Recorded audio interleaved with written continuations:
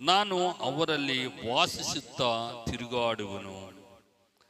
16ನೇ ವಚನವನ್ನು ನಾವು ನೋಡುವಾಗ ದೇವರು ಹೇಳ್ತಾನ, ನಾನು ಅವರಲ್ಲಿ ವಾಸಿಸುತ್ತಾ ತಿರುಗಾಡುವನು, ನಾನು ಅವರಿಗೆ ದೇವರಾಗಿರುವನು, ಅವರು ನನಗೆ ಪ್ರಜೆಯಾಗಿರುವರು ಎಂದು ಹೇಳಿದ್ದಾನೆ. ದೇವರು ನಮ್ಮಲ್ಲಿ ಇರಬೇಕೆಂತೇಳಿ ಬಯಸ್ತಿದ್ದಾನೆ. ನಾವಾದರೆ ದೇವರಿಗೆ ಎಲ್ಲೆಲ್ಲೋ ಆ ಮಕಾಮನ್ನು ನಾವು ಸಿದ್ಧ ಮಾಡುತ್ತಾ ಇದ್ದೀವಿ.